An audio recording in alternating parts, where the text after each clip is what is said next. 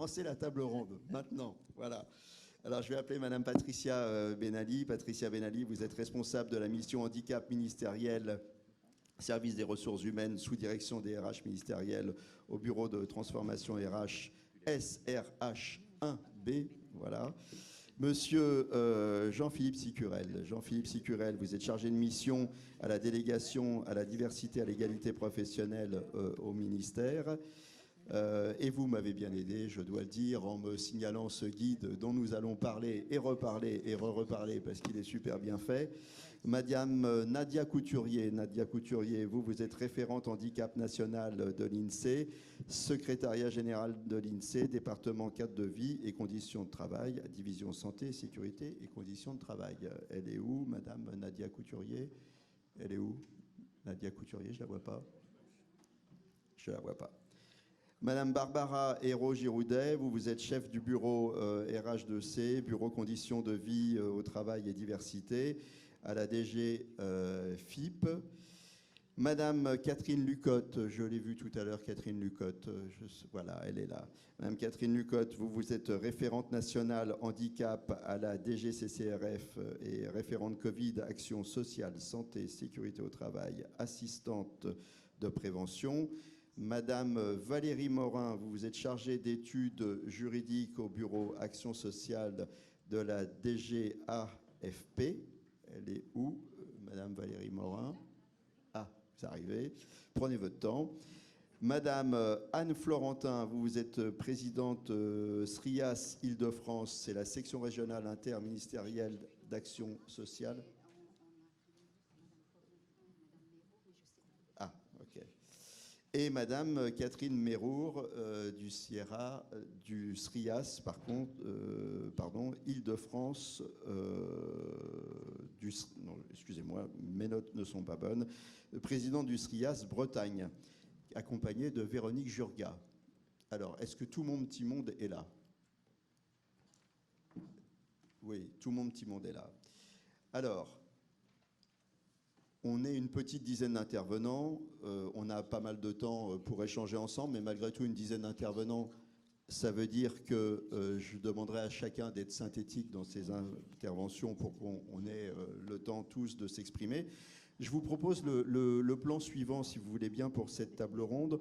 On va s'appuyer en grande partie sur le guide ministériel du proche aidant, qui est disponible en ligne.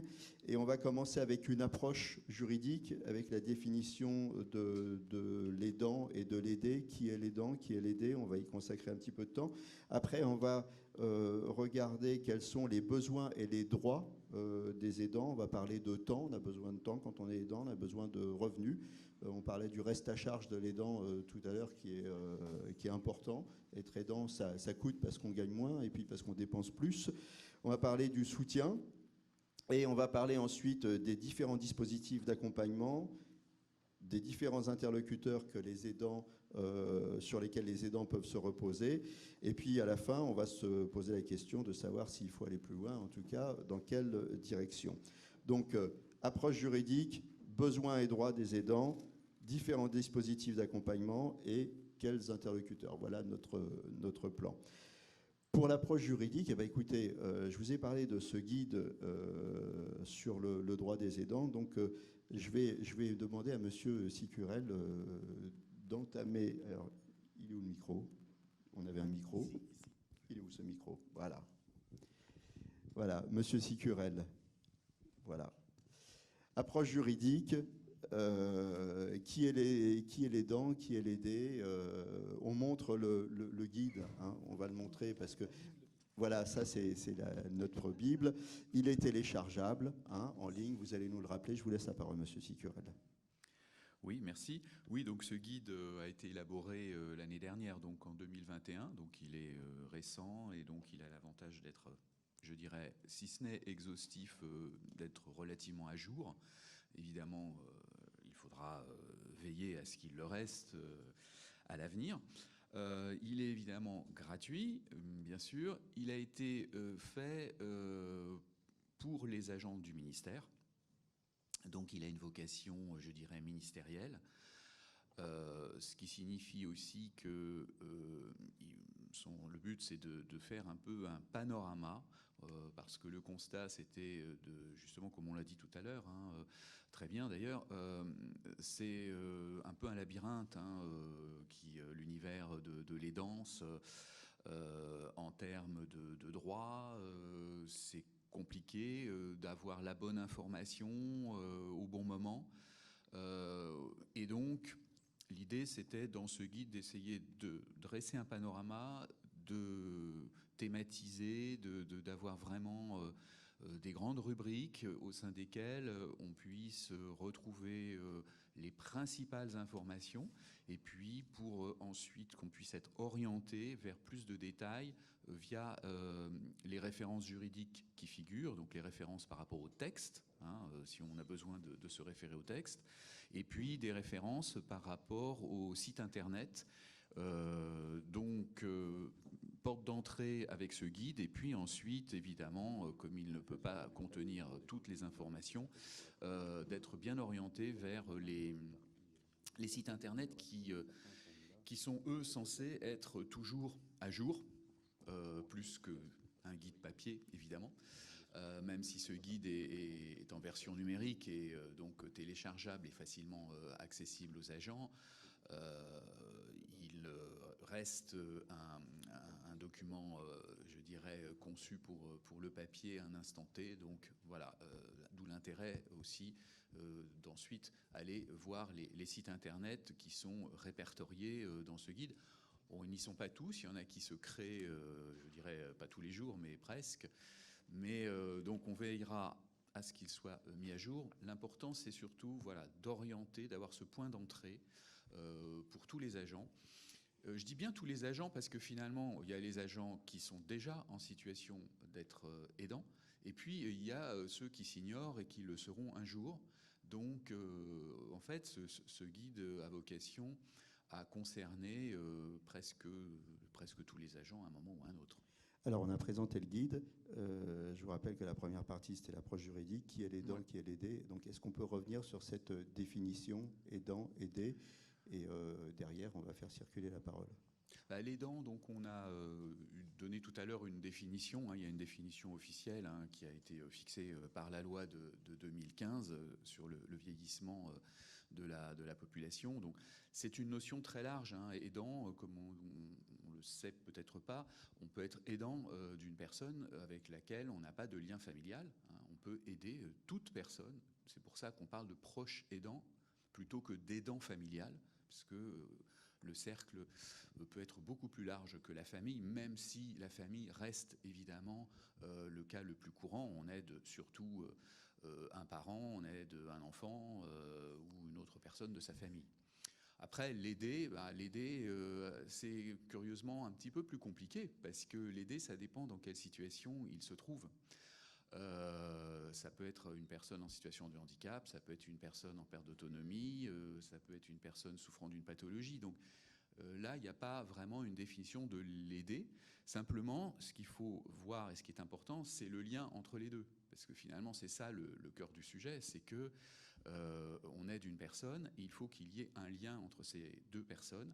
Donc ce lien, il est très souvent, bien sûr, d'abord affectif, mais ça, bon, c'est pas du domaine juridique au sens strict. Donc ce lien, il faut qu'il soit formalisé, c'est-à-dire que l'aidé peut reconnaître son aidant comme étant une personne de confiance. Donc ça prend une forme d'un minimum de formalisme. Et l'aidé peut aussi se signaler comme aidé auprès des autorités, auprès du conseil départemental par exemple. Lorsqu'il fait une demande d'aide pour sa personne qui est aidée, il peut se déclarer à ce titre comme aidant, se faire connaître. Juridiquement, ça veut dire qu'à un moment, on se déclare aidant, oui, et on se déclare aidant et on se déclare aidé, c'est ça? Voilà. Auprès de qui on se déclare? Alors en général, c'est le conseil départemental, puisque c'est celui qui gère souvent les aides sociales. Donc c'est à cette occasion, quand on sollicite une aide, qu'on peut justement se déclarer au nom d'une personne aidée qui va, elle, bénéficier de l'aide, mais c'est l'aidant qui fait la démarche, et à ce titre se fait connaître comme étant l'aidant. Alors, avant qu'on passe au chapitre suivant, besoins et droits des aidants, est-ce que quelqu'un à la table veut compléter cette partie juridique sur le statut d'aidant, d'aidé? Non. Alors, maintenant qu'on a fixé le cadre, on l'a déjà fixé en introduction avec l'intervention de Mme Miron, et puis là maintenant on a parlé du cadre juridique, on va parler du besoin et du droit des aidants. Donc besoin de temps, besoin de revenus, besoin de soutien. Sur ce guide, il y a plusieurs parties, dont une qui est mobiliser du temps pour les aidants. C'est important ce temps. Alors je vais faire circuler la parole sur les 3 chapitres, temps, revenus, soutien, besoins et droits des aidants. Qui veut attaquer sur le problème du temps et comment on dégage du temps, de quelle manière on dégage du temps et ce que vous offrez chacun dans vos différentes organisations. Alors, il faut m'aider là quand même, il faut qu'il y ait quelqu'un qui parle. Hein. Vous êtes 10 autour de la table, il faut qu'il y ait quelqu'un qui prenne le micro. Alors, je ne sais pas, bonjour, Catherine Méron, donc présidente de la SRIAS Bretagne. La SRIAS, c'est la section régionale interministérielle de l'action sociale. Donc, au niveau Bretagne, ça représente 200 000 agents actifs comme retraités. Et ma question va être un petit peu, ma réponse va être un petit peu particulière. Lorsqu'on est aidant, on ne se pose pas la question du temps, on le trouve. Et c'est là où je vais rebondir sur quelqu'un qui est absente parce que malheureusement elle est malade. Patricia Apriou est référente handicap de la SRIAS Bretagne. Et donc, elle cherche à faire évoluer les choses, bien évidemment. Et souvent, elle me dit, tu es aidante, tu travailles, tu es à fond dans ton travail, il te faut du temps. La personne aidée, elle a besoin d'aller à un rendez-vous médical. La situation est très simple. Elle a besoin d'aller à un rendez-vous médical et le médecin qui s'occupe de cette personne te dit, toi, l'aidant, il faut que tu sois là parce que tu as un élément de confiance pour la personne aidée. Et je vais pouvoir vous dire le constat de la situation et après, vous allez pouvoir la rassurer. Qu'est-ce que fait l'agent? L'agent, il va prendre ses congés, il va faire prendre ses heures supplémentaires, il va se débrouiller. Et là, je parle au nom de Patricia parce que sa revendication, elle est simple. Nous avons des enfants, nous avons des droits pour enfants malades. Pourquoi ne pas mettre en place des jours pour les aidants, pour qu'ils puissent accompagner l'aidé sur les lieux de rendez-vous. Parce que malheureusement, les lieux de rendez-vous, ils ne sont pas à notre convenance. Ils sont forcément sur notre temps de travail. Voilà ce que j'avais à dire au nom de Patricia Apriou. Alors, la gestion des absences, hein, ça va avec la gestion du temps. Il y a beaucoup de choses à dire sur la gestion des absences. On peut avoir un congé pour enfants gravement malades, accidentés ou handicapés. Il y a des congés de solidarité familiale, il y a des autorisations d'absence, il y a des temps partiels, des dons de jours de repos, mise en disponibilité, des horaires aménageables. Est-ce qu'on peut... et en plus, il y a des dispositions particulières pour le handicap. Est-ce qu'on peut revenir sur ces différentes formules? Qui veut revenir sur ces différentes formules? On va peut-être revenir au guide encore, hein, Monsieur Sicurel, je vais vous mettre à contribution. Allez-y. Ça marche? Oui, bonjour à tous. Donc Thibault Lande pour la DGFIP et je vous prie d'excuser la chef de bureau Barbara Hérault qui n'a pas pu nous rejoindre.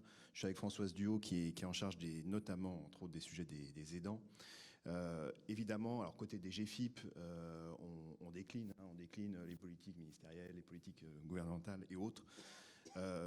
On a les dispositifs, donc, notamment des congés que vous avez rappelés, qu'on retrouve dans les guides.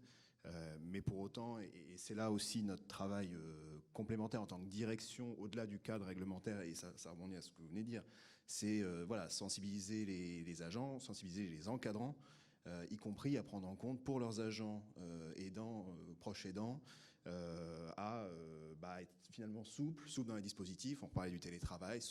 En tout cas, faire preuve de souplesse et de bon sens dans l'encadrement et dans l'accompagnement de nos agents qui sont dans cette situation-là de proche aidant pour leur permettre finalement de concilier la vie de proche aidant et en même temps la vie professionnelle en restant intégré dans le collectif de travail. Parce que c'est ça aussi, là, en tant que direction, en tant qu'employeur, de s'assurer qu'ils restent intégrés dans le collectif de travail, que le télétravail, par exemple, 5 jours sur 5, c'est une solution qui est compliquée à mettre en œuvre parce qu'on perd les agents du collectif de travail, et ce collectif, il est primordial pour eux aussi.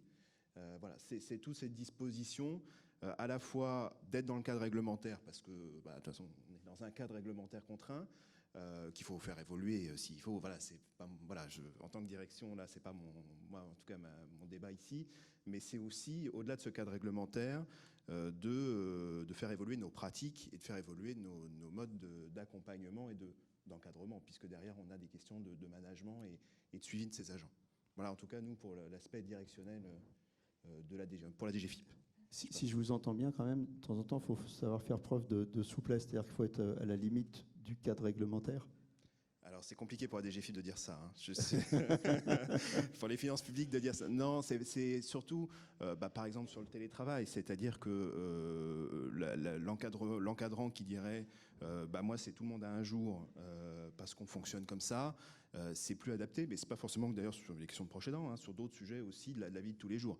C'est de s'adapter à la fois au collectif de travail et au fonctionnement du service, et en même temps aux besoins, aux nécessités de chaque agent qui travaille dans ce collectif.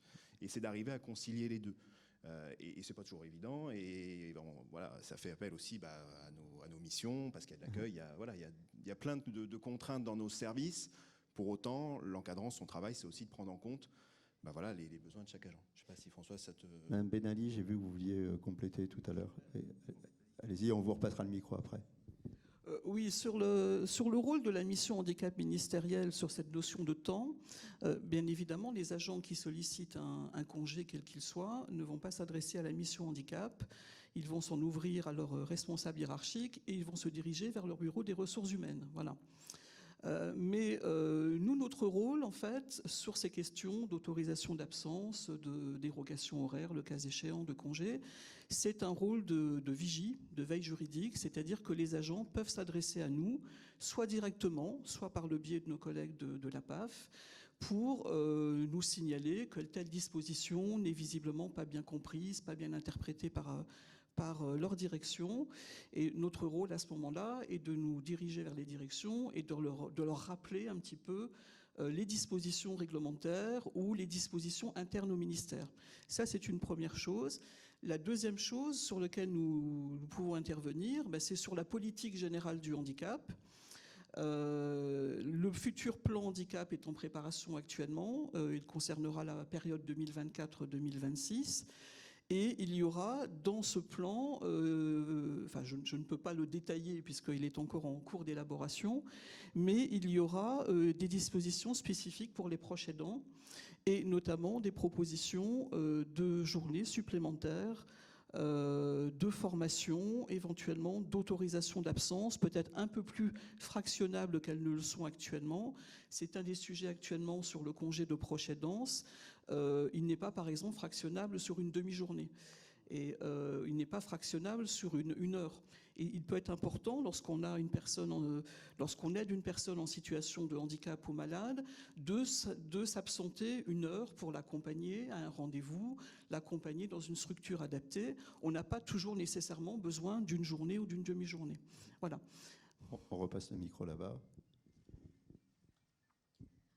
Non, je voulais simplement compléter les propos de Thibault concernant les actions menées par la DGFiP, qui sont, nous, à notre niveau, parce que je fais partie je participe à l'équipe diversité, égalité professionnelle et également je mets en œuvre les dispositions du décret de 2016 sur le télétravail, donc à la DGFiP.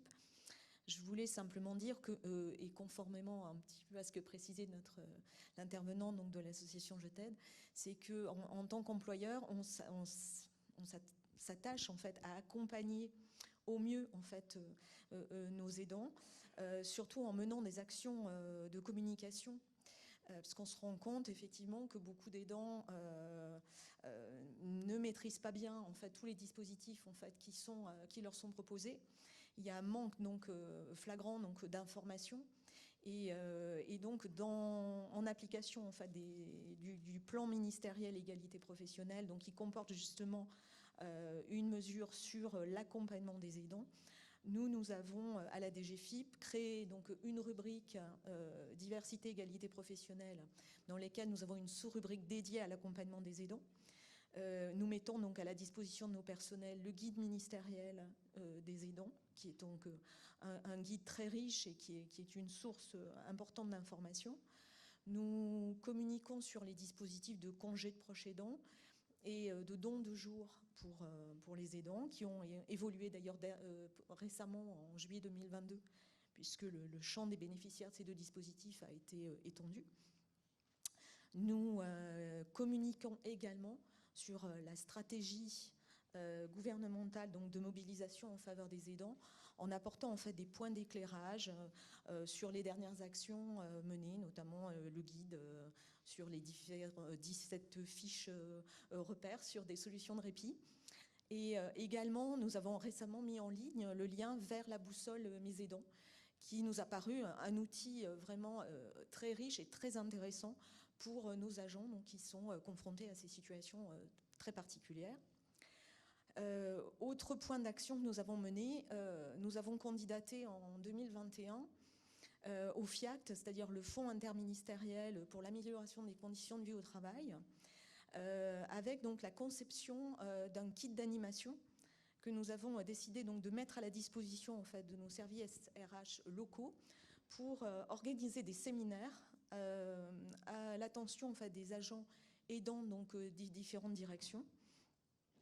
C'est un projet qu'on a conduit en fait, avec l'association Brain Up, que nous avions connu via le SRIAS et le séminaire sur les aidants, que nous avions suivi fin 2020. Et donc depuis fin 2021 et le 6 octobre 2021 plus précisément, nos services RH locaux ont la possibilité, à partir donc, de ce kit d'animation, d'organiser donc, des séminaires auprès donc, de leurs équipes. Donc, pour l'instant, on n'a pas vraiment donc, de retour sur cette action parce que, comme vous le savez, l'année 2021 et les débuts d'année 2022 ont été des années un petit peu compliquées, notamment en raison du contexte sanitaire. Donc, on n'a pas encore pu mesurer en fait, l'appropriation, je dirais, donc, de cet outil.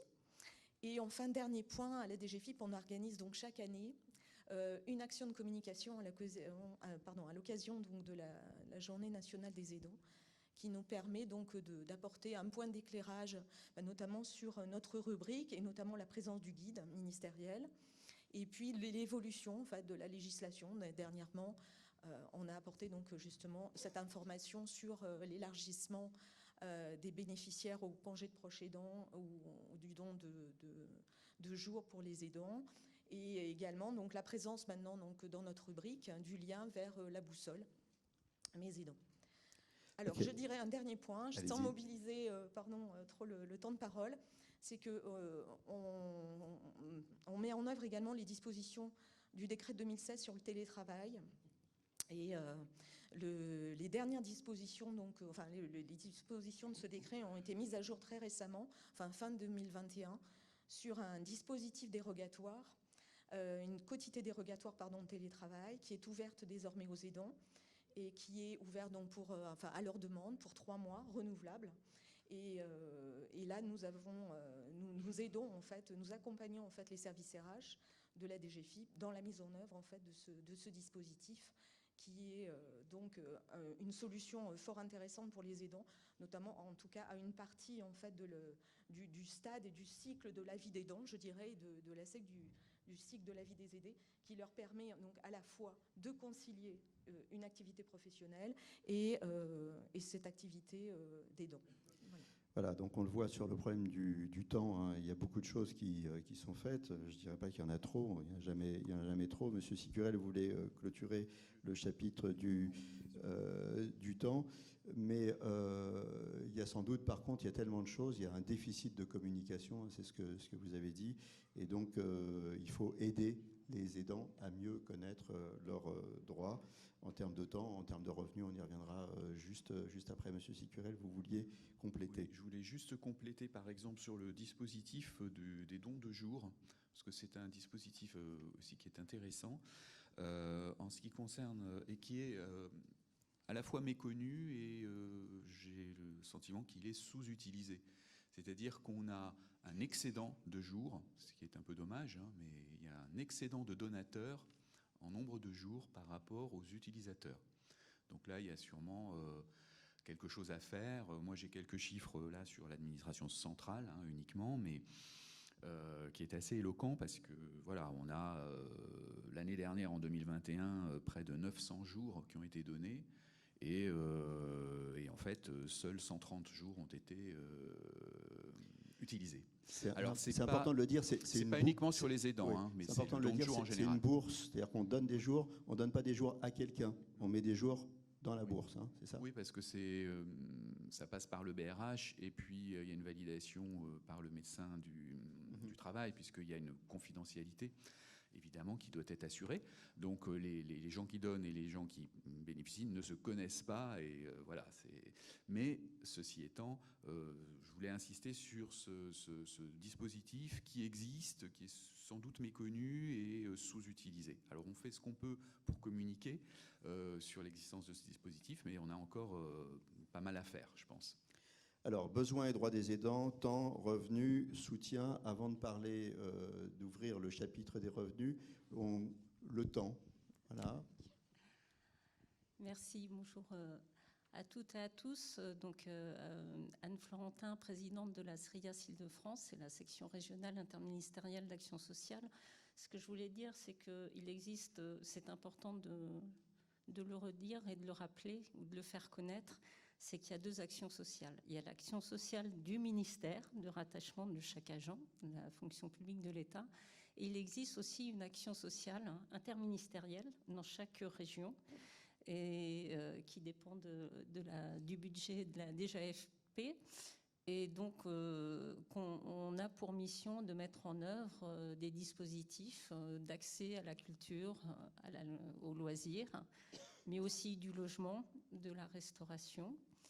Et je vous dis ça parce qu'en Île-de-France, très rapidement, on a décidé de nommer, de désigner un référent handicap sur toute cette thématique, parce que le handicap, c'est pas que l'accès à la culture et aux loisirs, c'est aussi l'accès au logement, c'est aussi l'accès à la restauration interministérielle, collective. Et donc, nous sommes assez fiers d'avoir ce référent handicap. Et dans chaque SRIAS, ça commence à être moteur pour les autres SRIAS. Le handicap est un thème important. D'ailleurs, dans les préconisations de la DGAFP, ça va être une thématique pour les SRIAS de prendre ce thème dans tous les dispositifs. En Île-de-France, on a proposé une journée un séminaire sur les aidants familiaux et des ascendants et descendants avec l'association BrainUp. Et c'est déjà, c'est une journée et c'est déjà du temps pour les agents qui puissent se poser aussi, dire voilà, je m'inscris à cette journée et c'est aussi notre rôle d'accompagner les agents et de leur donner du temps et de se poser et de réfléchir parce que on avait un programme bien défini. On a avec BrainUp, c'est une psychologue qui intervient et du coup, elle a su adapter en fonction des réactions des agents qui étaient dans la salle. Et déjà, la difficulté, c'est de se poser et de dire eh oui, en effet, je suis aidant. Ça, c'est déjà compliqué. Il y avait même des agents qui se sont inscrits sur un congé parce qu'ils ne voulaient pas se déclarer aidants vis-à-vis de leur hiérarchie, de peur d'être stigmatisés. Donc je pense qu'il est important aussi, c'est notre rôle, c'est que les cadres et l'ensemble des responsables des administrations soient vraiment formés et sensibilisés. Et ça passe par des formations presque obligatoires, je pense. Voilà, ça C'est notre point de vue. Si vous voulez bien, par contre, Ouais. on va rester quand même pour pas qu'on se perde sur le plan qu'on s'était fixé. On parle du temps, hein, là spécifiquement. Et après, on va parler donc du revenu et des soutiens. Avant qu'on passe à l'autre chapitre, quelqu'un veut encore s'exprimer sur le besoin en temps des aidants et les solutions. Madame Lucotte, vous n'avez pas parlé. Vous n'avez pas parlé non plus. Non, Madame Lucotte. Écoutez, la DGCCRF s'appuie sur les actions ministérielles qui sont créées. On a diffusé le guide des proches aidants. On rediffuse le guide à chaque fois qu'on nous demande des renseignements sur les solutions qui peuvent être apportées aux agents qui sont dans cette situation. Et voilà, on diffuse et on rentre vraiment dans la politique ministérielle qui est mise en œuvre sur le sujet. Mais c'est vrai que on se réfère vraiment beaucoup au guide. On l'adresse autant que de besoin parce que il est vraiment, vraiment complet. Bon, la direction a travaillé avec la délégation sur la création de ce guide, et c'est vraiment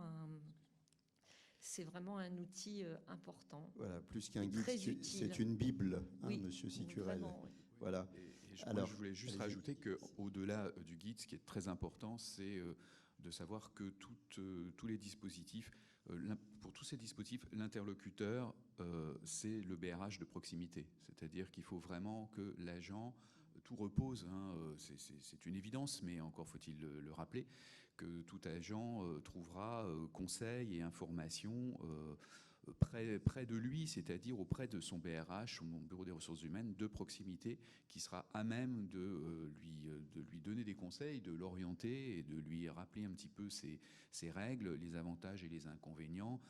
Je veux dire, par rapport, par exemple, au temps partiel, savoir que voilà, combien perdra-t-il de rémunération chaque mois, quel effet ça aura sur sa retraite ensuite, enfin, toutes ces informations, bien évidemment, c'est auprès de son BRH qu'on peut les trouver. Et il y a quelque chose qu'on mentionne rarement, c'est que effectivement le temps, hein, et notamment le temps partiel, c'est de l'argent en moins. Quand on prend du temps, c'est aussi, est-ce qu'on ne marque pas un pas sur sa carrière? Est-ce qu'on ne se met pas un petit peu en marge? Ça, je pense. Oui, c'est pour moi. Allez, c'est pour moi. Si, enfin, oui.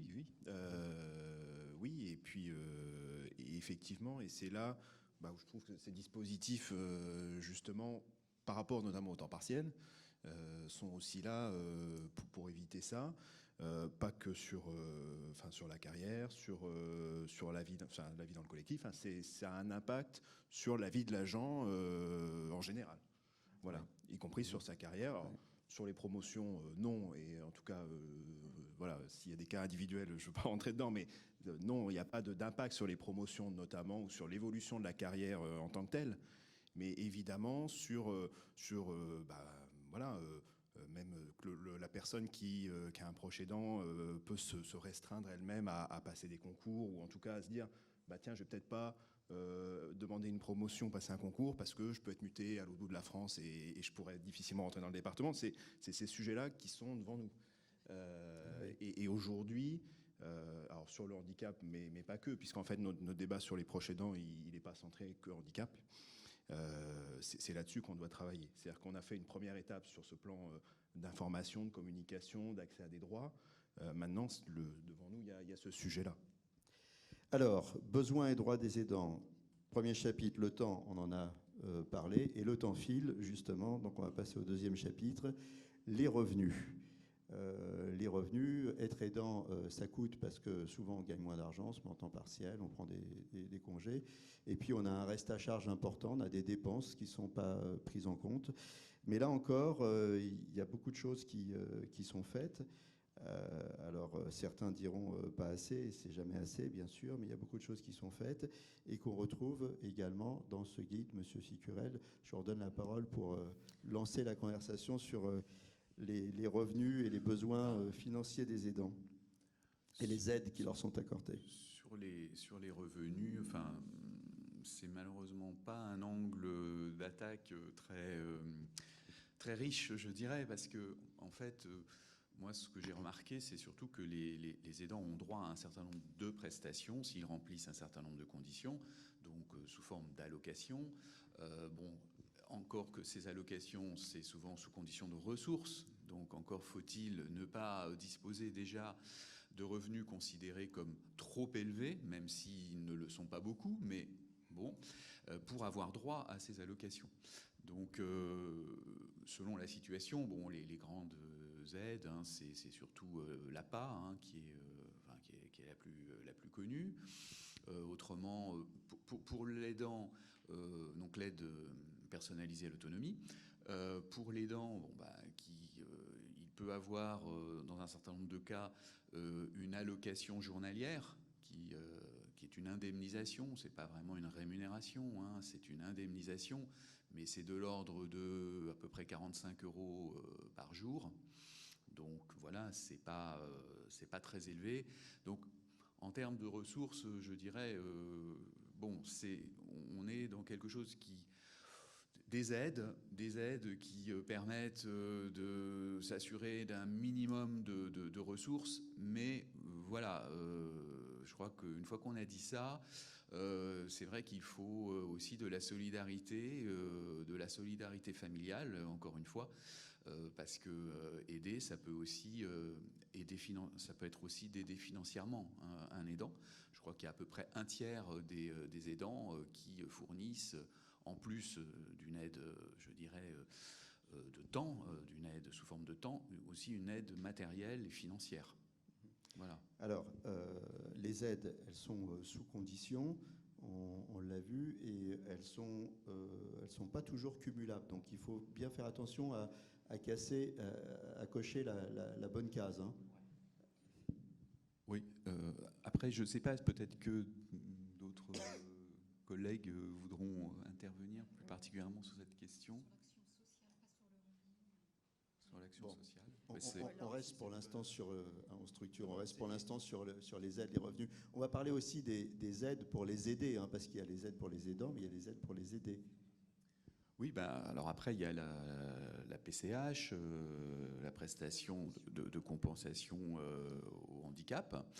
Donc après, c'est très technique, hein, tout dépend, alors encore une fois, des revenus de la personne, et tout dépend du degré de handicap de la personne. Donc c'est gradué, il y a 6 catégories, si je ne me trompe pas, de la 1 à la 6, de la plus sérieuse, la plus grave, et puis la plus invalidante, et jusqu'à la 6 qui est la plus légère. Et en fonction de ça, il y a un barème, effectivement, il y a la prestation et un montant qui est alloué. Voilà. Madame Lucotte. Oui, en tout cas, lorsqu'on a des questions sur les aides, on a un réseau d'assistants de services sociaux qui maîtrisent très bien le sujet, et en règle générale, on oriente les agents vers le réseau des assistants de services sociaux. J'ai vu un dispositif. Parce que comme disait Monsieur Sigurel, c'est quand même très complexe. Ça dépend des revenus. Enfin, il y a beaucoup de calculs à faire. Je suis désolée. Et voilà, le réseau des assistants de services sociaux sont vraiment compétents en la matière pour répondre à nos agents. Okay. J'ai vu aussi un dispositif. Alors, est-ce que vous pouvez m'éclairer là-dessus? Ça s'appelle logement gratuit contre aide du proche. Qu'est-ce que c'est, ça? Alors, qui veut répondre? On passe notre tour, on ne sait pas. Si vous savez. Alors, on va regarder le guide. Je pense que c'est ce qui est mis en place pour l'ensemble des personnes. C'est en échange d'un hébergement, la personne hébergée s'engage à venir en aide à la personne en offrant du temps, donc soit les courses, le ménage, la présence, la lecture. C'est ce qui existe au niveau national pour venir finalement en aide à des personnes qui sont isolées Les personnes isolées accueillent quelqu'un de plus jeune en échange de l'hébergement. Cette personne donc offre ses services. Est-ce que quelqu'un veut compléter sur le problème des revenus et des aides? Allez-y. Oui, bonjour. Déjà, je voulais vraiment remercier la PAF de m'avoir invitée aujourd'hui. Et c'est très impressionnant d'être là parce que je suis adhérente de la PAF depuis de nombreuses années. Et donc, d'habitude, les autres années, je me trouve de l'autre côté de la salle. Donc voilà, merci beaucoup. Et puis merci aussi à Anne et puis à Catherine qui travaillent aussi, qui œuvrent vraiment au quotidien sur tous les sujets relatifs au handicap. Et j'en profite aussi parce que, bon, voilà, enfin, je travaille à la DGFP, mais je suis aussi aidante. Et c'est vrai, quand j'ai entendu le mot d'aidante, voilà, je me suis dit, ah ben oui, enfin voilà, je suis impliquée dans mon travail, j'essaie de le faire au mieux, mais j'ai aussi à charge un enfant qui est en situation de handicap. Et je remercie aussi donc Amine qui est dans la salle, que j'ai rencontré, avec lequel vraiment on a eu un coup de foudre amical lors d'une journée et qui vraiment m'a soutenue dans toutes ces années. Et à chaque fois, il me disait, oui, prends soin de toi pour durer, pour pouvoir t'occuper de tes proches et de ton fils. Donc merci beaucoup. Voilà, excusez-moi. Excusez-moi, je suis un peu submergée. Donc moi, je suis à la DGFP, donc c'est la Direction Générale de l'Administration et de la Fonction Publique, et je voulais vraiment m'excuser, excuser ma hiérarchie et excuser mes collègues qui s'occupent notamment des dispositifs liés au télétravail et de dons de jours de répit qui n'ont pas pu être présents aujourd'hui. Donc la DGFP met en place un socle d'action sociale, donc interministérielle. C'est-à-dire c'est de l'action sociale pour tous les agents de la fonction publique de l'État. Ah, voilà. Oui, excusez-moi. Donc on a un certain nombre de dispositifs mis en place, notamment avec des prestations interministérielles qui sont financées directement par la DGFP et que vous connaissez certainement, avec des CESU pour la garde d'enfants de 0 à 6 ans, des chèques vacances, avec une bonification de l'État. On a mis un accent sur la facilitation des pièces qui sont demandées pour les agents en situation de handicap, et on a une bonification spécifique pour ces sujets. On a aussi donc une prestation d'aide au maintien à domicile, et puis des prestations collectives, donc le logement, des réservations de crèches, et puis des actions SRIAS dont parleront donc Anne et puis Catherine. Et puis d'un autre côté, on a aussi des prestations individuelles à réglementation commune qu'on appelle dans notre jargon des PIM, qui sont gérées et financées par chacun des ministères, mais qui sont définies au niveau de la DGAFP. Alors c'est une ancienne circulaire de 98 qu'on va remettre à jour en 2023. Donc il y a un vaste chantier qui va être engagé après donc les élections et après la recomposition des instances de dialogue social. Donc pour cette circulaire, donc le chantier fera appel bien sûr à toutes les administrations concernées, donc toutes les administrations, toutes les directions, mais aussi donc les représentants des organisations syndicales, et puis aussi les experts en matière de handicap, donc dont l'association la PAF. Et dans ces prestations individuelles, j'en fais état parce qu'on a des prestations générales comme une aide aux participations pour les séjours d'enfants ou une aide pour la restauration, mais on a aussi des aides spécifiques pour les parents d'enfants en situation de handicap, et notamment l'allocation aux parents d'enfants en situation de handicap, donc jusqu'à 20 ans. Et ce sont des aides sans condition de ressources. Pour cette prestation, les parents doivent toucher l'AEEH, l'allocation de l'enfant, d'éducation de l'enfant handicapé. Et dès qu'il touche cette aide, il peut percevoir, donc cette année, c'est 167,54 € voilà, de façon précise par mois. Donc c'est une aide qui n'est pas négligeable, bien sûr, pour les familles. Et cette prestation est revalorisée chaque année en lien avec la direction du budget. C'est donc la DGFP qui s'occupe aussi de ces travaux. Et il y a une autre allocation donc, pour les enfants donc, qui ont entre 20 et 27 ans, soit qui sont en situation de handicap ou qui sont atteints d'une maladie chronique. Donc là, d'un montant donc, de 126 € par mois. Donc c'est une prestation aussi qui vise à faciliter l'intégration sociale des enfants des agents de l'État.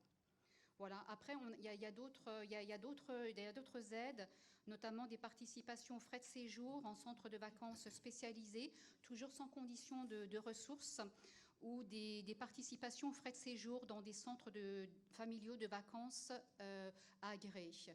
Donc toujours voilà, sans condition de ressources, donc ce qui peut être voilà, ce qui n'est pas toujours connu par les familles, mais qui est aussi important. Écoutez, voilà, et puis, oui, allez-y. Comme le disaient voilà, Anne et Catherine, donc il y a tout un chantier sur le handicap qui va être lancé aussi en 2023 avec cette priorité de la DGFP sur le handicap et l'aide aux aidants. Ok, bah écoutez, je vous remercie pour ce catalogue complet des aides qui sont sous condition de ressources pour certaines, comme le disait M. Sicurel, et sans condition de ressources, comme vous le soulignez.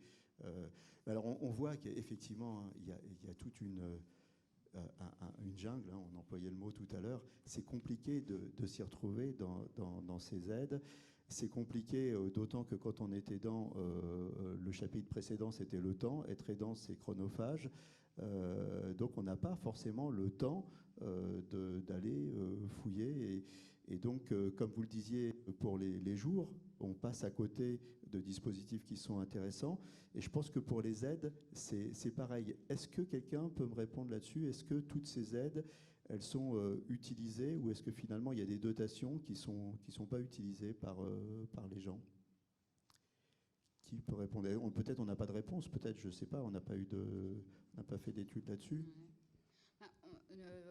Côté interministériel, on n'a pas de réponse, on n'a pas de statistiques. On connaît donc le nombre de personnes qui font la demande, mais après, au niveau de la communication, je pense qu'il y a encore des efforts à faire. Et puis, oui, c'est vrai qu'il y a des efforts, donc il n'y a pas de statistiques. Alors, besoin, droit des aidants, je vous rappelle notre petit plan, temps, revenus, soutien. Avant qu'on passe au chapitre du soutien, on va peut-être faire une petite pause question sur le chapitre du temps. Donc, comment on peut bénéficier de temps pour aider les personnes dont on a la charge, et le chapitre des aides et des revenus. Donc, s'il y a des questions dans la salle ou s'il y a des questions en Zoom là-dessus, c'est le moment de les poser dans la salle tout de suite. Oui, merci. Nous avons abordé avec M. Lorne les aides financières, mais aujourd'hui, il y a un sujet qui préoccupe beaucoup. Je voulais savoir ce qu'il en était au niveau de la retraite. Est-ce qu'il y a une perte de rythme dans ces conditions pour les aidants, les aidés, et s'il y avait des choses qui avaient été déjà envisagées, parce qu'on sait qu'aujourd'hui, on va travailler plus longtemps, mais est-ce que ces gens-là vont avoir, en plus de leur handicap, des problèmes pour aller au droit de la retraite? Très bonne question, la retraite. Oui, alors, alors au niveau des GFIP, et vous allez être déçus, c'est-à-dire que je vais vous répondre qu'on est dans le cadrage ministériel qui est aussi dans le cadrage national. Je ne suis pas sûr qu'on ait des pistes de réponse sur le sujet. Je ne sais pas. Non. Il y a un doigt qui se lève là-bas. Là. Concernant oui, les collègues retraités, on ne peut que s'améliorer, et on prévoit un groupe de travail de réflexion sur comment passer l'information des droits et des dispositifs, puisque l'action sociale interministérielle est aussi accessible à nos collègues retraités. Mais le problème, c'est comment communiquer auprès d'eux. Donc on est en train d'y réfléchir. Nous, en Ile-de-France, on essaye de se déplacer dans les forums des CNAV pour expliquer que les retraités fonctionnaires ont aussi accès à leur action sociale interministérielle. Oui, alors je précise juste ma question, c'était par rapport au droit à la retraite. C'est-à-dire quand on est arrêté longtemps pour l'aide et quand on est aidé sur plusieurs mois, une année ou deux, pour savoir s'il y a un problème, il y a un impact au niveau des droits à la retraite. C'était ça la question. Alors, qui répond? Est-ce qu'on a un spécialiste des droits à la retraite autour de cette table qui est pourtant bien garnie? Non. Monsieur Sicurel, allez. Je pense qu'en fait, ça dépend des cas. Je n'ai pas à l'esprit, si vous voulez, tous les dispositifs qu'on retrouve évidemment dans le guide, mais je ne les ai pas tous à l'esprit, en particulier dans leurs conséquences par rapport à la retraite, c'est-à-dire par rapport à cette question précise. Simplement, je sais que le congé de proche aidant, par exemple, n'a pas de conséquences sur la retraite. C'est-à-dire que le temps passé durant le congé est considéré comme du travail effectif, comme une situation d'activité. Voilà. Par exemple, c'est un exemple, mais il faut prendre vraiment chaque dispositif un par un pour savoir si, oui ou non, le temps passé est comptabilisé comme du temps de travail et donc n'est pas pénalisant pour les droits à la retraite, ou si, au contraire, ils seront déduits. Mais voilà, j'ai à l'esprit le congé de proche aidant, par exemple, qui, lui, n'est pas pénalisant de ce point de vue-là. Madame Benali, vous voulez compléter? Oui, juste pour d'autres congés, donc, comme celui de proche aidant, le congé de présence parentale, le congé pour solidarité familiale, effectivement, le temps d'absence est pris en compte dans le nombre de trimestres de travail, mais après, bien sûr, ne compte pas dans le calcul de la retraite. Je crois qu'il faut toujours distinguer le temps de travail et les trimestres qui sont nécessaires dans le calcul de la retraite. Voilà. D'autres questions dans la salle? Allez, je viens vous voir, je fais ma petite hôtesse.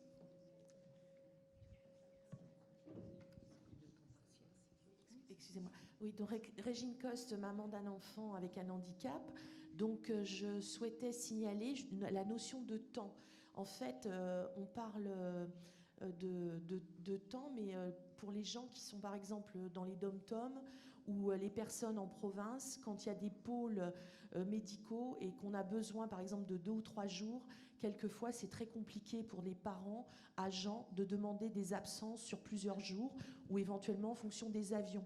Et là, en plus, avec la problématique qu'il y a eu du Covid, vous avez eu énormément de difficultés à accéder aux pôles de compétences médicaux et les médecins de première intention, que ce soit médecins de famille et autres, ont eu aussi du mal à donner les éléments par rapport aux autorisations d'absence et aux modalités de demande des BRH. Donc je voulais savoir, notamment par rapport aux statistiques, vous dites que vous n'êtes pas en état de déterminer qui est demandeur.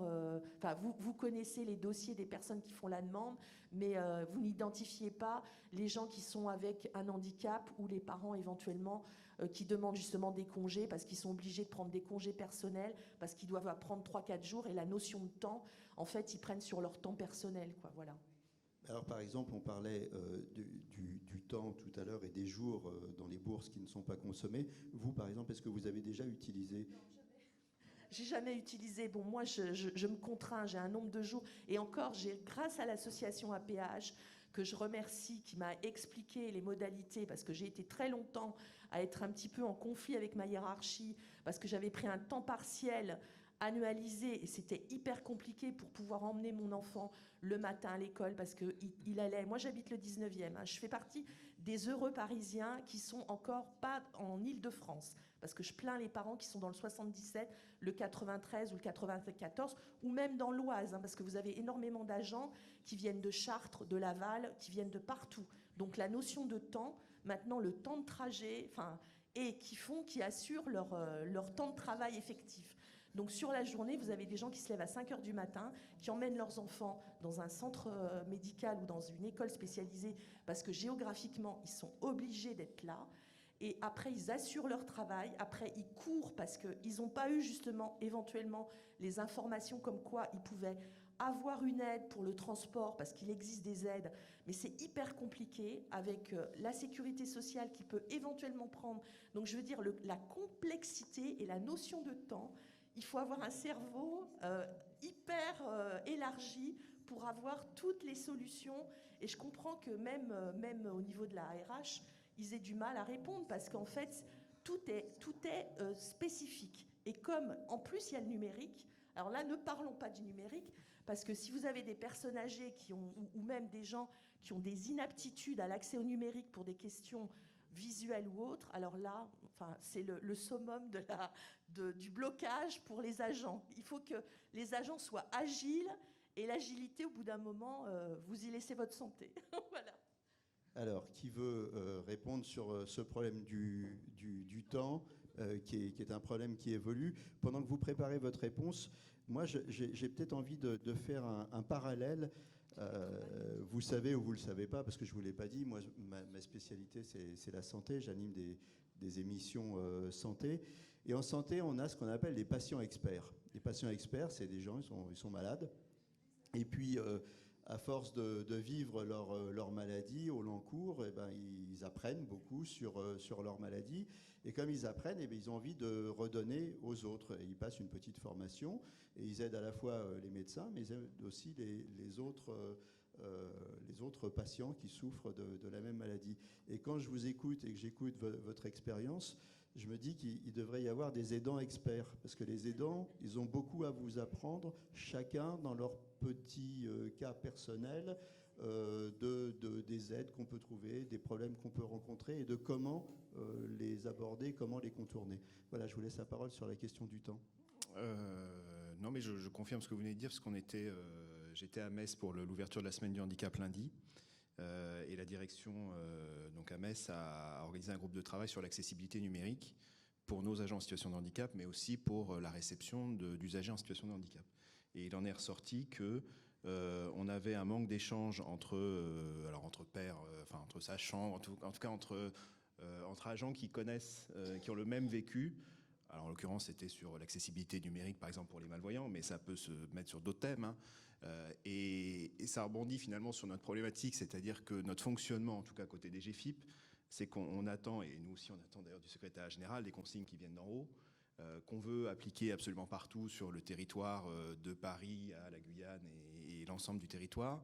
Et pour autant, on se retrouve confronté à des situations individuelles totalement différentes et à des situations qui sont compliquées à traiter par des consignes nationales et des consignes générales. Donc certes, il faut qu'on donne un cadre à nos directions, on n'a pas le choix.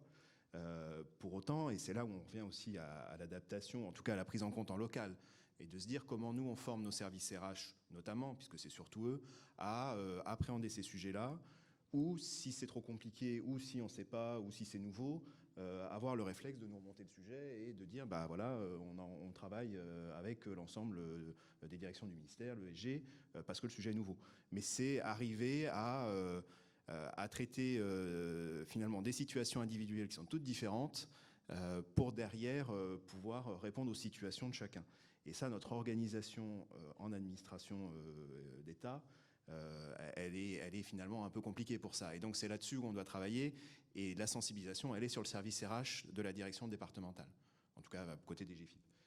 Voilà, c'est eux qui sont le meilleur canal. Le chef de poste dans son CIP, dans sa trésorerie, il est peu armé pour traiter ces situations-là, d'un point de vue réglementaire. Et donc c'est bien le service RH local, et on en revient à la question du RH, d'avoir au moins des premiers éléments, ou avoir les réflexes de savoir qui je contacte si vraiment c'est trop compliqué, parce qu'on est dans une situation complexe et qu'il y a tout un tas de droits qu'on ne connaît pas bien ou qui sont nouveaux. Temps, revenu, des questions, ou on passe au chapitre suivant. Ah, une question là-haut. Alors, n'avez pas de pitié avec moi. Vous groupez pas les questions. Vous me faites aller en haut, en bas, en diagonale. Allez-y. Bonjour, Nicolas Depreux, donc je suis correspondant social aux douanes à Paris-Est. Et j'ai une collègue qui est aidant de sa maman, mais qui refuse complètement qu'au niveau administratif, on puisse l'aider. Elle mange tous ses congés pour aider sa maman. Et du coup, elle refuse complètement au niveau social qu'on l'aide. Qu'est-ce qu'on peut faire dans ce cas-là? Alors, dans ces cas-là, ça nous amène au chapitre suivant, hein, qui est le chapitre du soutien, justement, aux aidants, et qu'on va aborder tout de suite. Là aussi, on a parlé du temps, on a parlé des revenus, mais le soutien, hein, c'est la question qui est introduite avec votre intervention. Le soutien aux aidants, il est très important. Alors, qui veut attaquer sur la question du soutien? Je vous remets à contribution, monsieur. Non, Madame Benali. Moi, c'est juste et qu'est-ce qu'on fait pour cette dame aussi? De manière très générale, et pour répondre également à monsieur, pour introduire également le sujet, la première chose, justement, le premier soutien, c'est l'information et c'est la communication. Puisque, bon, quels que soient les congés que nous avons évoqués, il faut quand même voir que le proche aidant n'est pas rémunéré. C'est quand même une situation qui peut s'avérer totalement catastrophique. Et je pense que lorsqu'on entend le nombre de jours qui sont donnés et qui ne sont pas utilisés, il faut absolument faire une communication à ce niveau-là. Donc l'information, et c'est vrai que Catherine rappelait l'importance du réseau des assistants de services sociaux, notamment pour tout ce qui concerne les allocations, qui sont un véritable maquis, ça on en discutait. Mais il y a donc l'information et la communication, et dans chaque service local, normalement, maintenant, il y a un référent handicap, il y a un référent diversité, et leur rôle bien sûr, il faut qu'il y ait un signalant, il faut qu'il y ait un début. C'est ça la difficulté, en fait. Hein. Il faut que les choses soient connues. Et par exemple, si votre collègue ne souhaite pas être aidée, si elle ne souhaite pas que les choses s'ébruitent, ça devient un peu compliqué. Mais à un moment, il faut que les choses se savent en toute confidentialité, bien sûr, et il faut discuter. Il faut dialoguer, il faut expliquer à cette personne et aux personnes qui sont concernées quels sont les dispositifs qu'on peut leur proposer. Après, elles acceptent ou pas. À un moment, si la personne refuse, on peut distiller, continuer, persévérer à l'informer et à communiquer, mais bien sûr avec beaucoup d'à-propos et de délicatesse. Voilà. Mais en tout cas, au moins qu'elle soit informée en toute confidentialité par le référent handicap, par le référent diversité, par le BRH de proximité dont le rôle est également tout à fait primordial, de ses droits, de ce à quoi elle peut prétendre. Voilà. Peut-être que petit à petit, elle y viendra. Oui, est-ce que peut-être il y a des soutiens psychologiques qui sont prévus, parce que visiblement, cette dame, elle est en situation de blocage, elle ne veut pas se déclarer, on l'a dit au début, hein, la définition de l'aidant, il faut déjà se déclarer comme aidant. Tant qu'on ne s'est pas déclaré, on n'est pas aidant.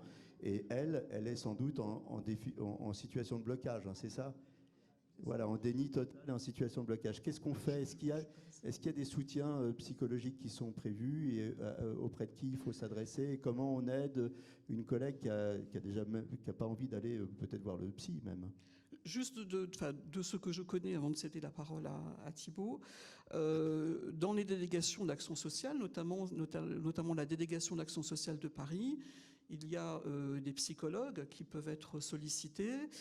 J'ai vu dans le guide notamment, mais j'en avais été informé par ailleurs, qu'il y a un café des aidants qui s'est mis en place, des groupes de travail au cours desquels les personnes peuvent s'exprimer et peuvent bénéficier de l'expérience de personnes qui sont dans les mêmes situations qu'elles.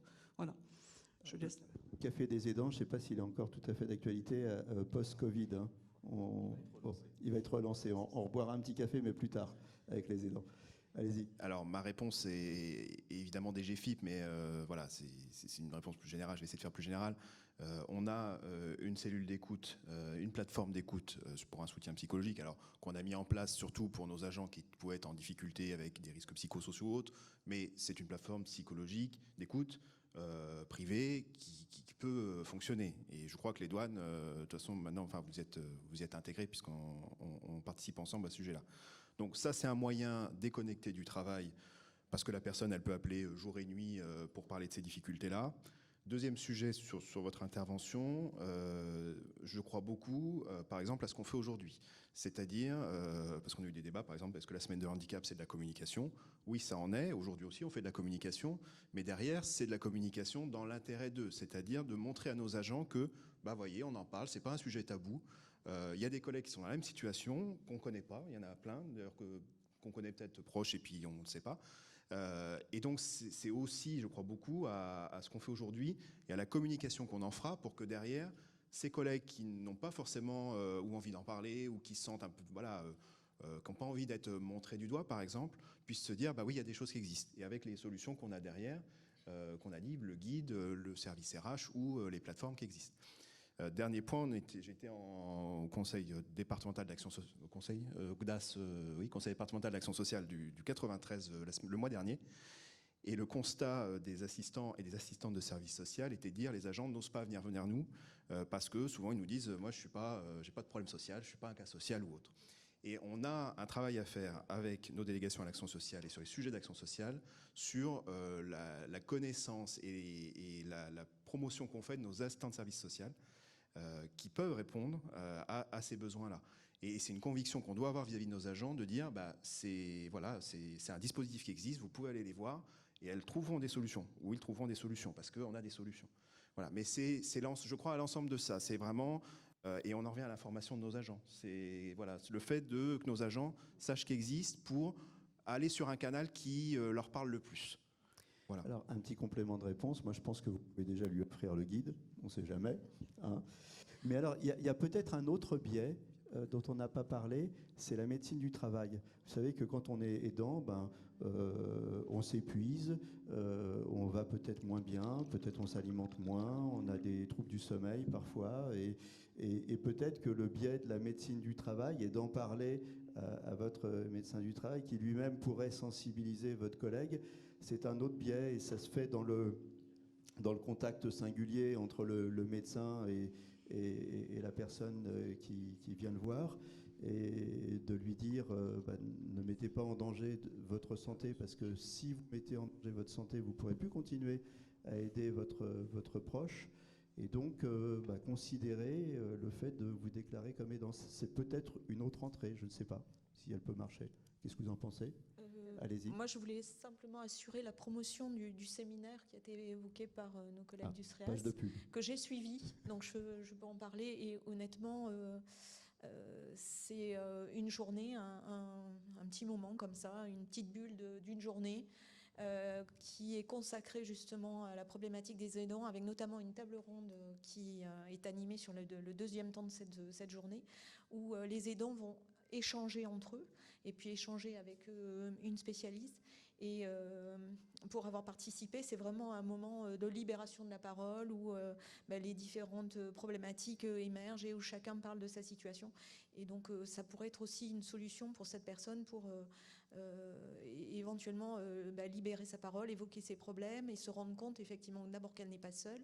Et puis, ça serait peut-être une première étape ensuite pour prendre en compte en fait de sa situation et qu'il y a des solutions qui existent et qu'elle peut aussi peut-être en parler avec son service RH local, voire avec son chef de service si elle le souhaite.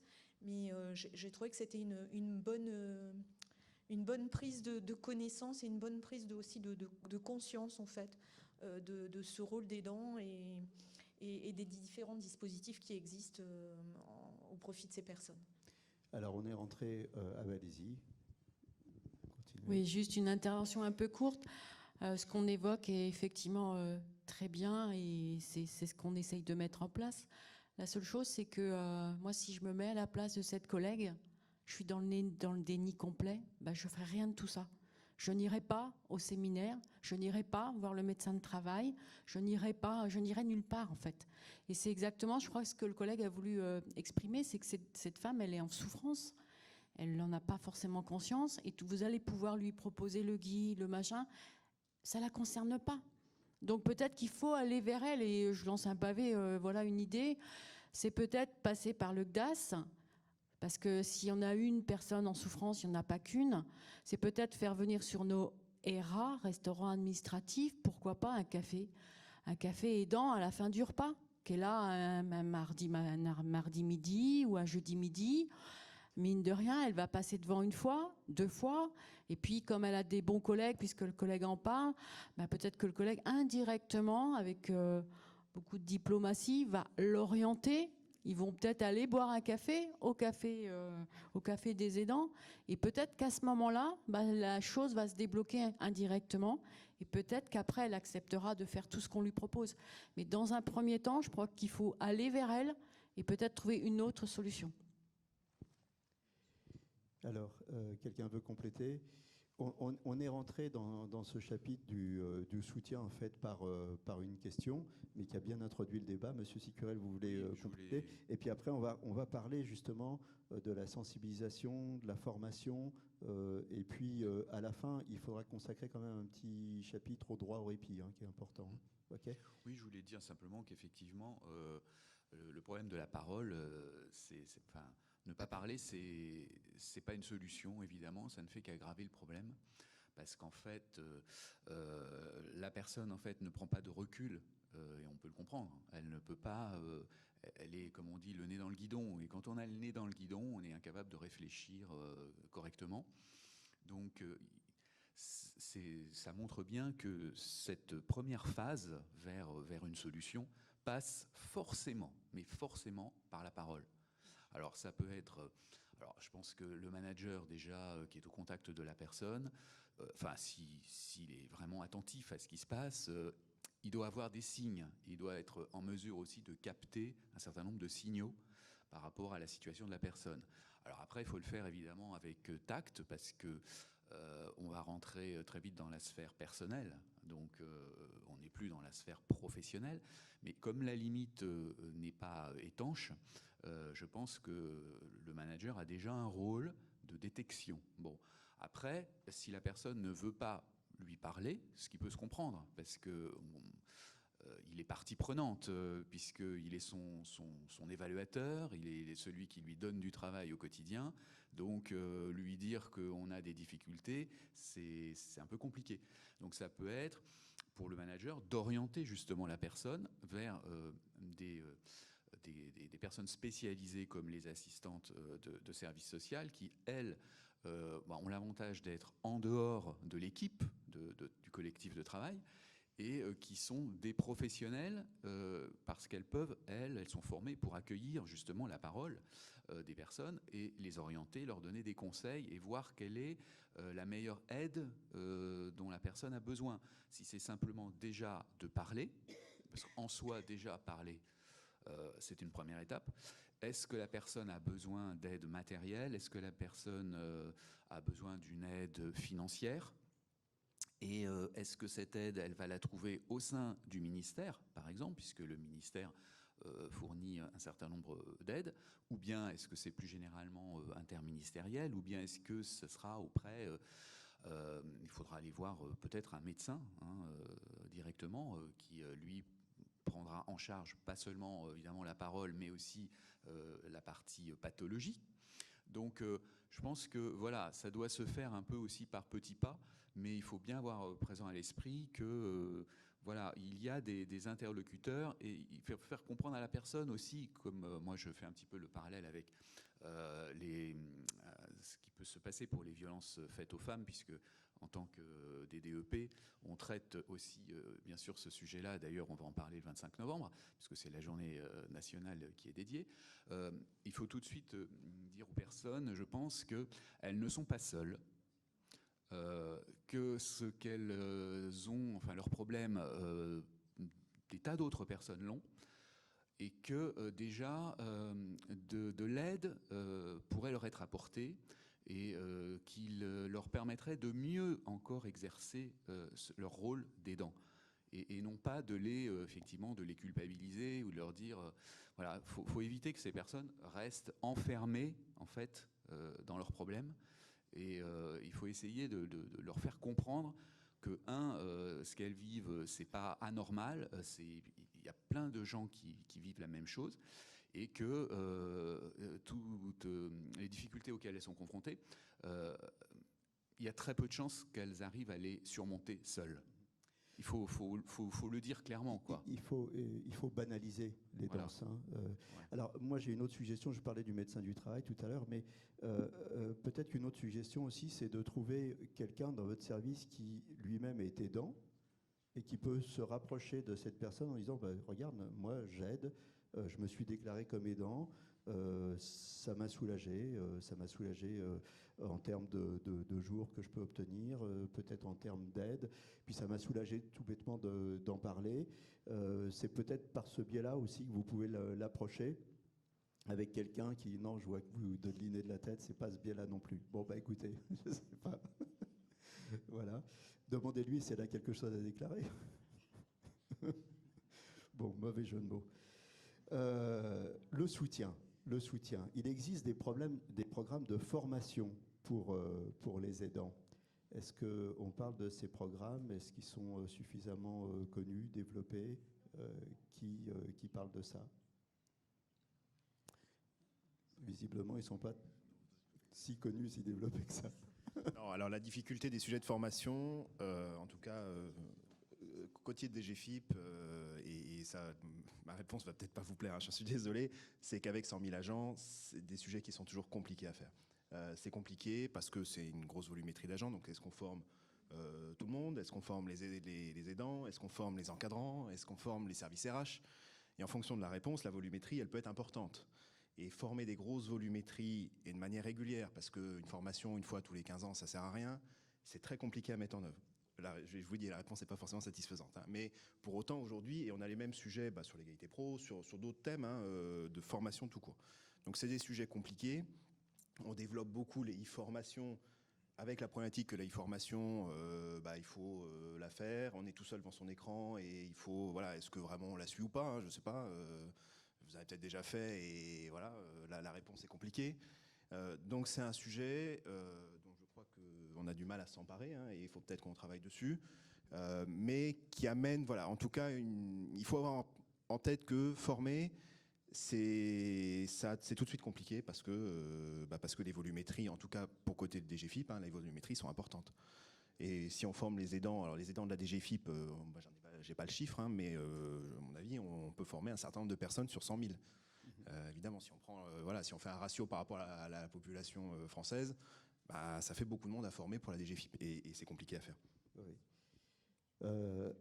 Monsieur Sicurel, vous vouliez aussi, compléter? en termes de formation, la difficulté, c'est qu'on les empile, quoi, on les additionne. C'est-à-dire que entre les formations à l'égalité, les formations à la diversité, à l'inclusion, à la lutte contre les discriminations, à la lutte, à la prévention des violences faites aux femmes, pour ne citer que celles-ci, parce que ce ne sont pas des formations métiers, hein, ce sont des formations, je dirais, qui sont plus culturelles, mais qui répondent à un problème qui a été identifié, à une problématique qui a été identifiée.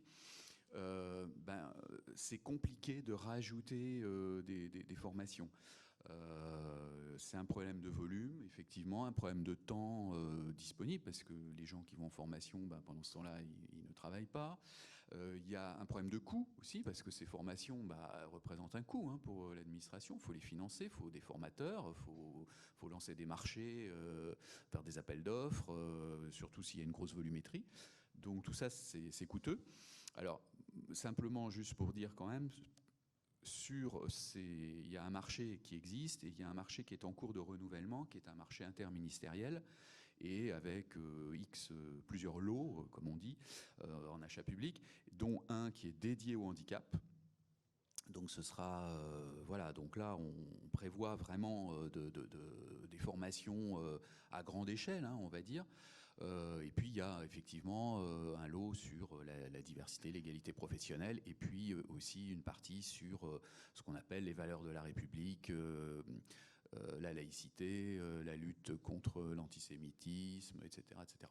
Voilà, donc c'est pris en compte, c'est en cours, le marché va entrer en vigueur en 2023.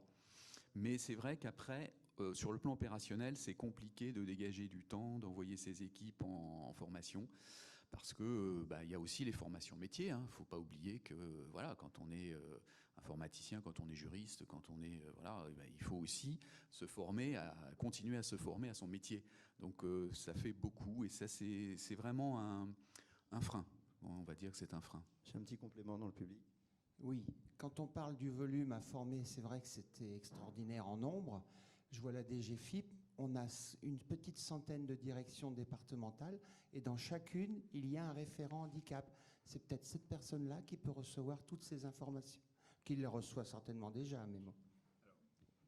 Oui, je ne parle pas pour la DGFIP, mais je parle effectivement. Ce qu'on fait aussi, c'est des formations de formateurs. C'est-à-dire que pour démultiplier la formation, on forme des gens à former d'autres personnes. Donc c'est aussi un moyen qu'on a trouvé, quand il faut former beaucoup de monde en peu de temps, de recourir à la formation de formateurs en interne et qui eux-mêmes organisent des formations sur place dans leur service. Il nous reste une petite vingtaine de minutes à passer ensemble, alors on va accélérer un petit peu pour traiter les autres sujets. Allez-y. Je ne fais pas une réponse de 20 minutes, ne vous inquiétez pas. La difficulté, je vois où vous voulez en venir. La difficulté pour moi, c'est que le correspondant handicap local DGFIP a pour mission de prendre en charge les agents en situation de handicap, nos agents en situation de handicap. On peut réfléchir à étendre, à s'occuper des agents aidant des proches en situation de handicap, mais ces gens-là n'ont pas vocation, par exemple, sur d'autres types d'aidants, ce n'est pas leur vocation à ces correspondants handicap, et en plus ils ne font pas que ça à 100%. Voilà, donc c'est ça qui est compliqué. S'il y a une cible à former, pour moi c'est plutôt les services RH, pour qu'ils aient la connaissance des dispositifs. Former les agents reste difficile parce que, et on l'a vu, on revient sur des situations individuelles. C'est-à-dire que l'agent, si on prend une journée à lui expliquer tout ce qui existe, il va dire ouais, mais moi en fait je me retrouve dans je me retrouve dans, ou je me retrouve pas peut-être parce que mon cas est un peu particulier. Donc pour moi, s'il y a un sujet formation, c'est plus les services RH sur les dispositifs et sur les réflexes à avoir pour alerter ou pour savoir comment on traite la situation là. Ce qui fait aussi moins de personnes à former, même si ça reste, si on prend les services RH et les FIP, ça fait une grosse volumétrie. Mais en tout cas, la réflexion formation, elle est plus sur ce créneau-là. Je pense les correspondants handicap sont vraiment agents en situation de handicap. Je parle sous le couvert de la mission handicap, mais on est plutôt sur ces sujets-là avec eux. Au niveau, je ne sais pas si je vais mettre un pavé dans la mare ou pas, parce que moi je suis extérieur à votre ministère, mais depuis le début on parle d'aidants, on parle d'handicap, j'ai l'impression que ça marche sur deux jambes, ça ne pourrait pas marcher ensemble, ce ne serait pas plus simple? Il n'y a pas un problème organisationnel? Nous essayons de marcher ensemble, effectivement.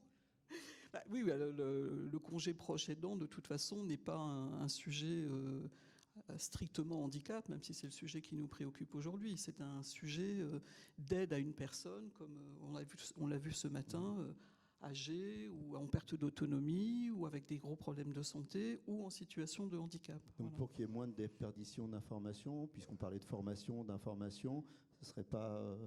je ne sais pas, comment vous travaillez ensemble? Non? On communique énormément et puis on espère bien un jour travailler complètement ensemble dans la même structure, mais ça ne dépend pas de nous. Voilà.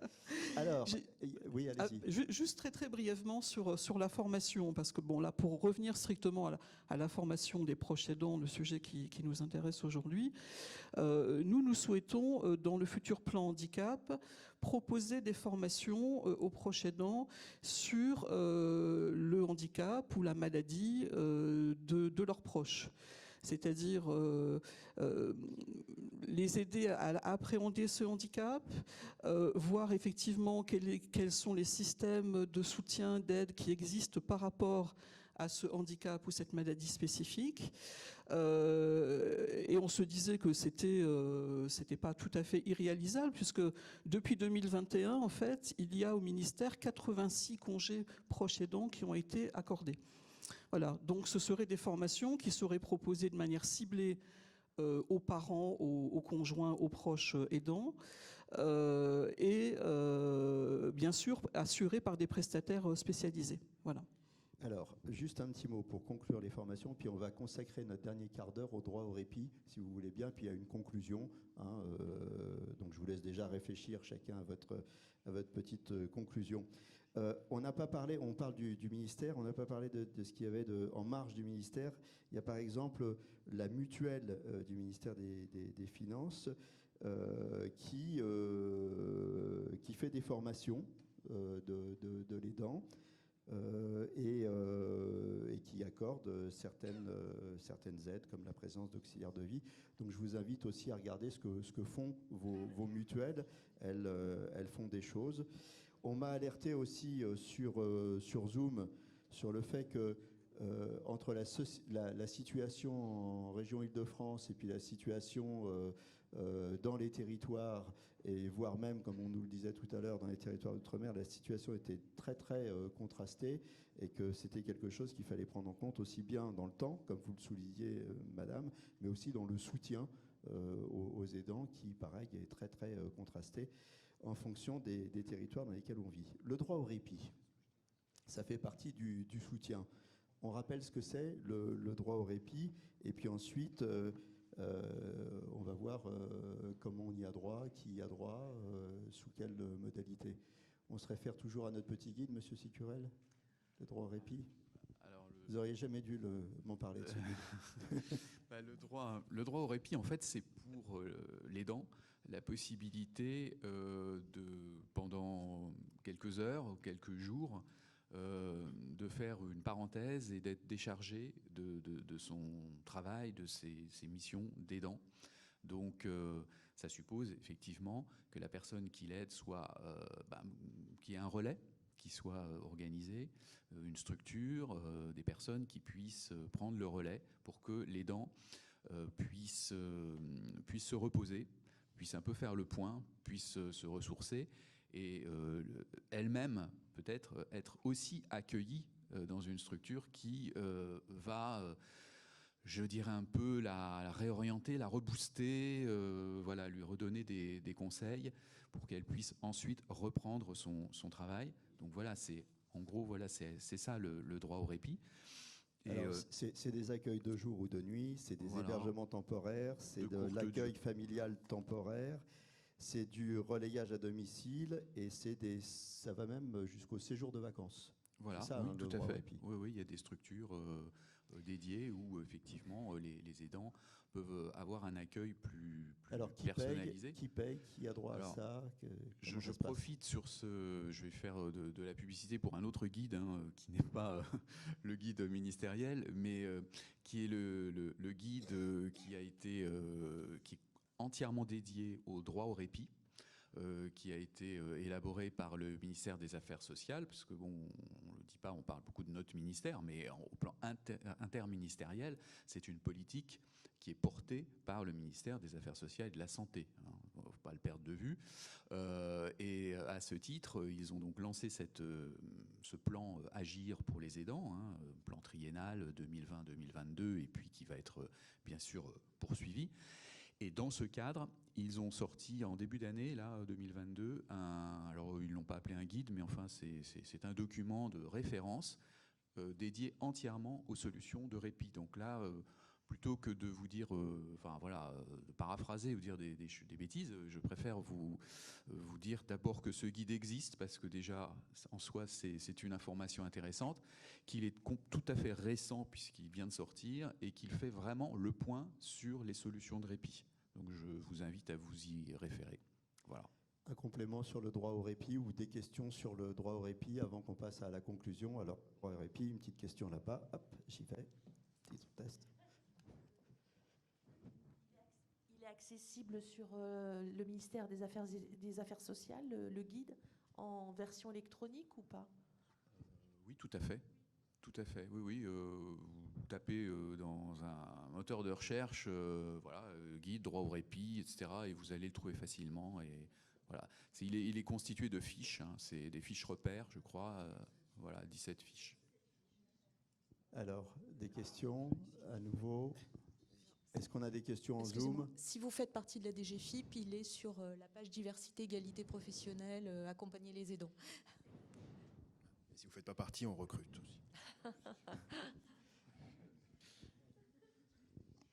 Bon, bah, écoutez, est-ce qu'il va être élargi à tous les fonctionnaires?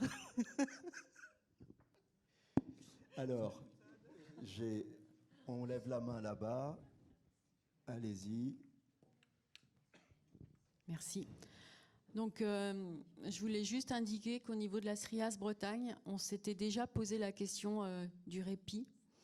Et donc, avec Patricia Apriou, donc j'ai évoqué tout à l'heure, nous avons fait pour la 2e année consécutive un séjour aidant-aidé qu'on on l'a nommé Pose-toi. Derrière, on a proposé donc aux agents interministériels de venir une semaine début octobre à Sarzeau, à la Maison Marine, avec un partenaire qui s'appelle EPAL. Alors, il y en a d'autres, hein, mais là, on a conclu avec EPAL. Alors, EPAL, ça veut dire Évasion en pays d'accueil et de loisirs. C'est une association au départ à but non lucratif qui est née en 1982 à Brest, une association d'éducation populaire qui œuvre effectivement dans le champ d'éducation populaire. Cette structure nous a aidé à mettre en place pour des personnes physiques, mentales et ou psychiques, en petits groupes, en fauteuil ou pas. Donc voilà. Cette année, on a reçu 5 duos. Et je m'explique sur la notion de duo. Ce n'est pas forcément des couples. C'est un aidant et un aidé, un parent et un enfant, un père avec une mère.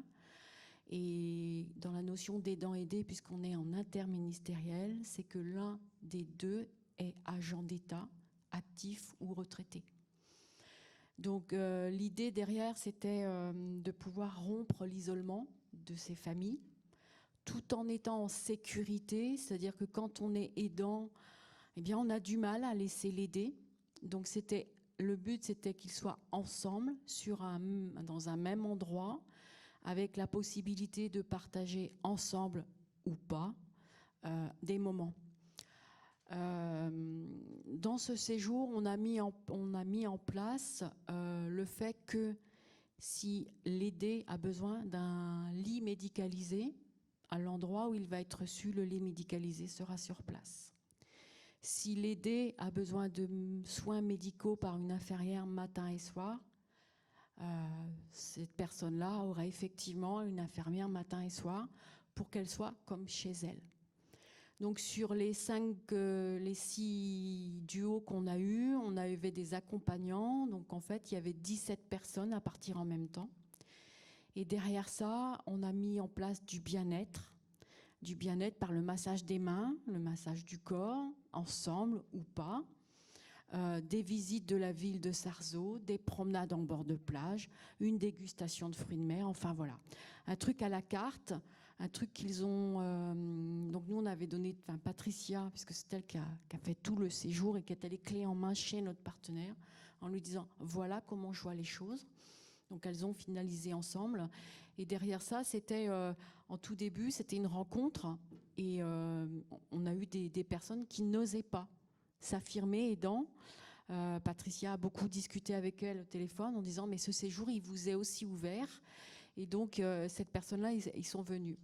Un séjour comme ça c'est 1 950 €, donc autant vous dire que l'agent ne peut pas mettre cette somme-là. C'est pour ça qu'au niveau SRIAS, nous on avait fait le pari de remplir ce séjour, et c'est ce qui a été fait, et on a laissé à la charge par personne 350 €. Donc voilà, donc c'est des choses qui se font et je pense que c'est important de le dire. Merci. Écoutez, je vous remercie. Alors, on n'a plus le temps maintenant, donc voilà. Vous allez garder le micro. Vous allez garder le micro. 1 minute chacune. Non, vous allez garder le micro. Bon, vous voulez absolument vous en emparer. 1 minute chacune de conclusion, et ce sera le temps de la pause. Pendant que chacun réfléchit à sa conclusion, il y avait un petit mot de... Oui. Je réagis sur Zoom. Si vous pouvez, avant chaque intervention, vous représenter, s'il vous plaît, puisque les personnes n'ont pas forcément compris ou ne savent pas qui vous êtes. Et sinon, sur Zoom aussi, il y avait une intervention concernant la sensibilisation. La sensibilisation, donc sensibiliser aussi les chefs de service, parce que les RH, évidemment, mais en premier lieu, le chef de service. Et puis moi, à titre personnel, je ne veux pas tirer la couverture à nous, mais on fait partie des services, on est dans les services, au contact de nos collègues, on est sensibilisé au handicap, et on serait peut-être on pourrait avoir une intervention de premier niveau en relation avec Mission Handicap, Et je pense qu'on pourrait être là à travailler main dans la main. Et, enfin, moi, c'est à titre personnel, c'est ce que je demande. Voilà, la conclusion de l'APA, prématurée. Allez-y. Alors moi, la conclusion, elle va être simple. Merci pour cette journée, parce que ça permet de mutualiser action sociale ministérielle, action sociale interministérielle. Ce que j'ai envie de dire, c'est que Anne, comme moi ou comme Patricia, on est investis. Je suis aussi agent d'État des finances, Patricia aussi. Donc j'ai envie de dire, si à la demande de nos directions ou même de vous, on peut se rencontrer et faire avancer les choses, et bien évidemment, je réponds présente. Voilà, 1 minute de conclusion chacune. Oui, donc l'action sociale interministérielle vient en effet en complément des dispositifs de l'action sociale ministérielle. Mobilisons les subventions parce que le temps de répit, c'est aussi du coût. Donc en Ile-de-France, on fait du sur-mesure des séjours à la demande des agents, évidemment subventionnés puisque le répit, ça a un coût et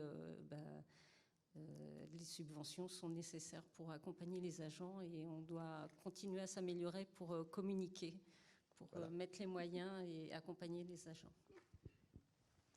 Je vais être très brève. Donc, merci beaucoup vraiment pour toute cette journée qui est vraiment très riche, très constructive. Voilà. Ah oui, pardon, Valérie Morin, de la DGFP. Donc, à titre personnel, j'ai vraiment appris beaucoup de choses. Et puis, voilà, je vais dire la même chose que Anne et puis Catherine. C'est vraiment important de pouvoir mutualiser les moyens et puis les ressources. Bon, c'est pas fini, on va se retrouver cet après-midi, on va continuer à apprendre des choses. Je vous laisserai la conclusion finale. Chacun un petit mot de... C'est une conclusion unique des GFIP. Conclusion unique des GFIP. Normalement, le final, c'est plutôt la DDEP. Pour la DGFIP, on a beaucoup fait, et on fait encore beaucoup, et on fera beaucoup pour nos agents en situation de handicap. Il faut qu'on avance aussi sur nos aidants de proches en situation de handicap. Et on en est convaincu, puisque les deux sujets doivent être menés ensemble, y compris avec la PAF. Ouais, écoutez, pour la DGCCRF, eh bien, le sujet des proches aidants est un sujet nouveau. Donc, on a beaucoup de choses à faire et on va s'y atteler. Et merci en tout cas pour cette journée. Voilà, Jean-Philippe Sicurel, donc de la DDEP. Je pense que ce qui est important, c'est surtout sur ce sujet, de ne pas conclure, puisque le sujet est ouvert et on a encore beaucoup à faire. Je pense qu'on est sur la bonne voie parce que je pense que c'est un sujet dont on ne parlait pas du tout il y a encore quelques années au sein du ministère. On en parle. On n'en fait pas encore assez, mais je pense qu'on est sur la bonne voie. Il faut qu'on poursuive nos efforts. Et puis, c'est un effort collectif, hein, c'est-à-dire que, voilà, avec tous les interlocuteurs qui sont concernés et qui peuvent aider nos agents, qui sont très nombreux. On ne les a pas dénombrés, on ne sait pas, hein, mais sans doute des milliers, peut-être plusieurs dizaines de milliers au sein du ministère. Donc voilà, vous comprendrez qu'on ne peut pas vraiment conclure sur ce sujet dans ces conditions. Madame Benali. Patricia Benali, Mission Handicap. Effectivement, je suis entièrement d'accord pour dire qu'il ne faut pas conclure, mais qu'il faut continuer. Comme vous l'avez compris, la mission handicap n'est pas totalement en première ligne sur la totalité de la diversité des sujets de cette thématique qui est très vaste et très importante, mais en tout cas, elle y prend toute sa part. Et moi, je dis continuons à informer, c'est extrêmement important. Continuons à communiquer, trouvons les bons vecteurs de communication et surtout avec bienveillance, avec un intérêt porté vers l'autre, parce que c'est un sujet qui nécessite également énormément de qualité humaine et d'être tourné vers les autres et d'avoir un intérêt pour l'autre. Voilà. Écoutez, je vous remercie de la richesse des informations que vous avez apportées. On va se retrouver à 14h pour continuer à parler des aidants. On va parler notamment du label qui est mis en place par la gendarmerie. Et puis on continuera à réfléchir aux aidants. Je vais laisser Jean-Georges Mermet vous souhaiter bon appétit. Puis je vais lui demander si cette première matinée vous avez un micro ici, Jean-Georges. Si cette première matinée correspondait à vos attentes. Est-ce qu'on a été suffisamment concret? Est-ce qu'on a appris suffisamment de choses concernant les droits et les besoins des aidants? Alors, c'est une réponse personnelle. J'ai découvert énormément de choses aussi ce matin et j'espère que à la fois les personnes dans la salle et nos personnes à distance ont effectivement trouvé des éléments de réponse aux questions qu'ils se posaient, qu'ils nous avaient fait remonter et qui finalement a servi à mettre en musique cette journée.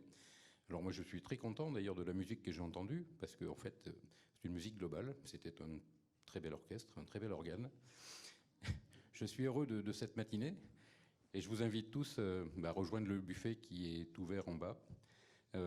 Retour donc à 14h et je remercie les partenaires de cet après-midi qui nous ont déjà rejoints pour certains et qui vont donc continuer à animer la table ronde de Monsieur Durousseau. Voilà, bon appétit à tous et on se retrouve à 14h.